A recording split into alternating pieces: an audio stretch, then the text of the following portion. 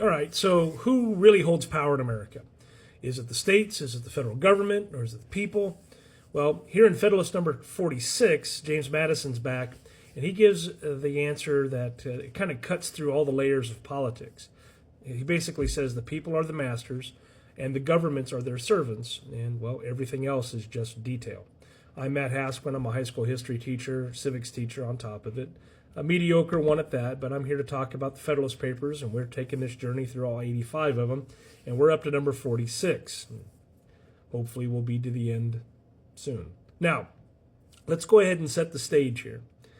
After he defended the balance of power back in 45, Madison now is going to take aim at a deeper fear, and that deeper fear is, what if the federal government uses its power to crush the states? And that's kind of come up over and over again as we went through some of these essays. Now, Madison's answer is both rather philosophical and it's got a practicality to it, because such a thing could only happen if the people allowed it. And history says it should show that they never will. I mean, they shouldn't allow it. But Madison tries to present a pretty clear thesis here when he comes up with the central idea, his core argument. And that's basically that state and federal governments are not rivals. They're not rivals for the people's loyalty because they both depend upon it.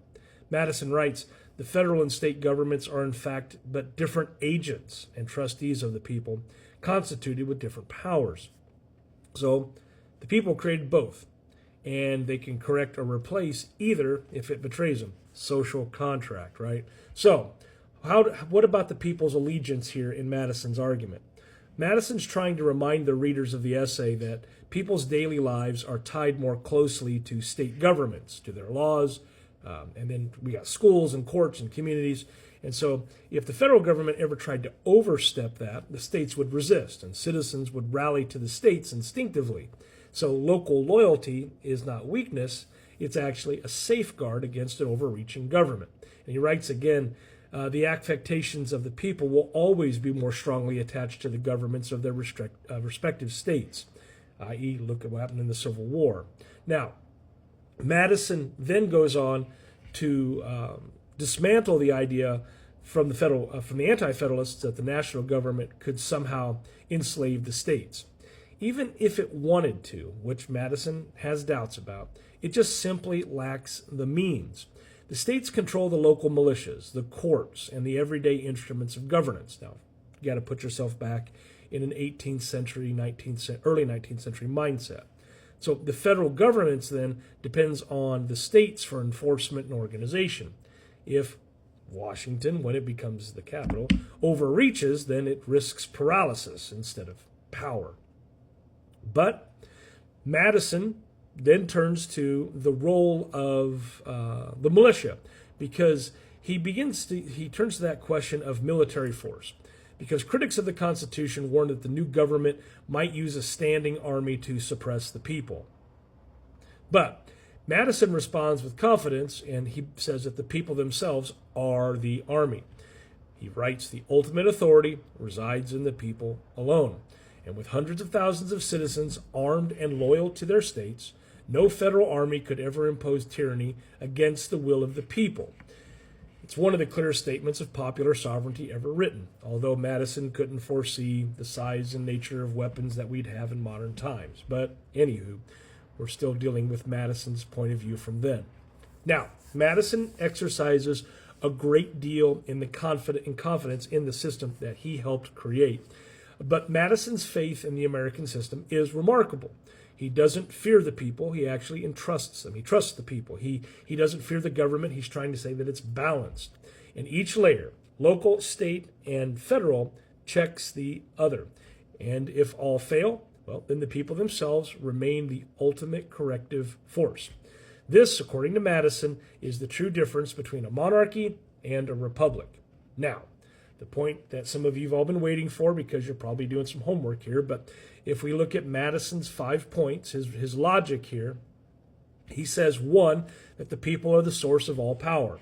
2, state and federal governments are the instruments, not their masters. And 3, local loyalties naturally limit federal overreach. 4, the people's control of the militia ensures security against tyranny. And 5, confidence, not fear, is the foundation of Republican government, small r. Now, that's Federalist number 46 in 5 easy steps. So you could stop watching here, I guess, if you really wanted to. But we want to continue on because we want to talk about Madison's tone in his writing of this particular essay, because he has almost like this triumphal proudness to his, because it's the sound of someone who believes deeply in self-government. He doesn't rely on fear to defend liberty. He's relying on faith in civic virtue and structure. And Hamilton usually argues from a point of necessity. Madison instead argues from a point of trust.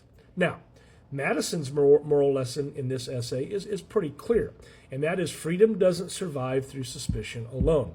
Instead, it survives through participation. When citizens are active, informed, and loyal to liberty above party or government. And he writes again, the people, not the government, possess the absolute sovereignty. Now, that line should actually be, hanging in classrooms all over the United States instead of other stuff. But anywho, so when we read Federalist 46, the modern echo that kind of rolls through our time, so every modern debate about federal versus state power, from voting laws to public health to policing to education, has that echoing within 46. Because Madison's message here, it does endure. Power ultimately lives where it began, with the people, the consent of the governed. And no constitution, no law, and no government can take that away without consent, the consent of the people. So, our 3 takeaways here as we get to the end of this particular essay. 1, the people are the true source of all authority. 2, state and federal governments are partners, not masters. And 3, liberty survives through vigilance and not fear. So, Federalist number 46 is Madison's declaration of faith in the Constitution, in the balance of power, and above all, in the American people. He reminds us that every government is only as strong as its citizens are engaged in it, and that tyranny becomes impossible when the people remember who they are. The foundation, not the subjects, of the Republic. The foundation of the Republic. Now, there we go. Once again, I'm Matt Hasquin, a mediocre social studies teacher, and this is another one of those things I think we should all know just by being alive.